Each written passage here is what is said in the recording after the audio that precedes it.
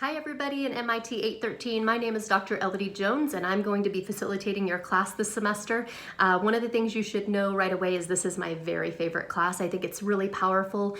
Student feedback has told me this is an area or domain where teachers think they know what's going on, and then it becomes really powerful, the content, the assignments, and a lot of the thought processes that overlap into your classrooms that you really maybe haven't thought about. And so this class is really about awareness in different areas where we should be using media literacy principles or standards.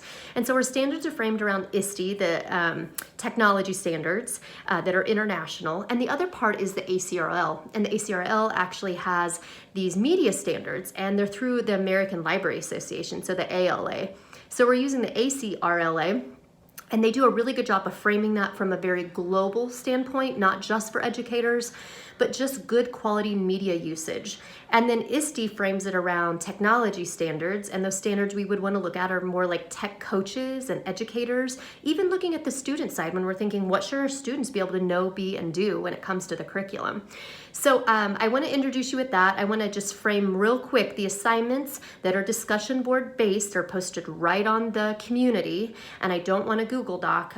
If you can format it as much as possible in APA with citations, and your references. I know it's a little difficult, but do your best job. I won't be grading on quote the format, but I do want to see your citations and references inside those discussion boards. And there are 5 mini assignments plus a transference reflection and a final project, and those should be in APA. So let me set the expectation for APA. We're not experts. I know we're all learning. I've given you a ton of samples. I've given you a template. If you copy that template and you follow it, I guarantee you're going to be using APA before you know it, because I've basically set you up to use it. And then I give you lots of tips in those other samples that I've given you.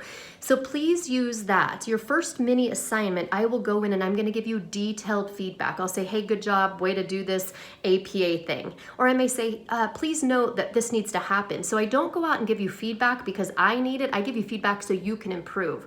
So when you get through mini assignment 1, go in and look to see what you can change or what needs to be changed prior to submitting mini assignment 2. That's a way to improve and gain a better score. So a lot of people will ask, how do you grade? Well, there's a rubric for discussion boards. But the first thing I will tell people is I hardly ever mark off because of content, because all the content is yours. It's lived experiences, it's ideas. The one thing I usually grade off for is your lack of interaction with your peers. Andragogy or adult learning tells us peers are just as much of a teacher as you are of a learner. So that's me and your peers. So get out and have those really quality organic conversations with your peers. It's super, super important. And secondly, make sure you're using APA style.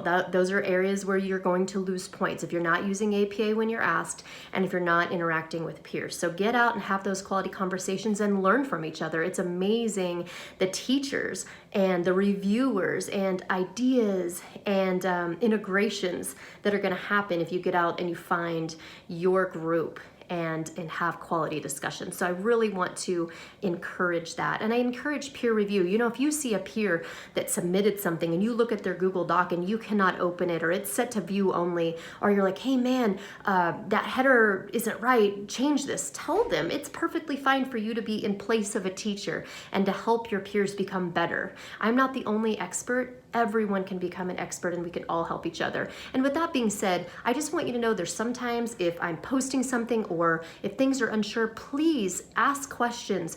I'm certainly not perfect and I miss things. So if there's something that you're unsure of, please ask questions and post those on the Google community. Just tag me with the plus sign and my name.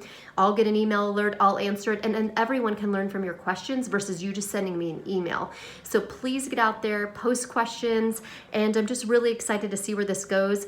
One of the first things you should have done is make an intro video, your transference reflection, and then moved into that week 2 assignment. If you have any questions, please email me. If it's a real question that's content-based, make sure you're putting that on the Google community. And with that, I will let you go. I hope that you have a wonderful week. Take care. Bye.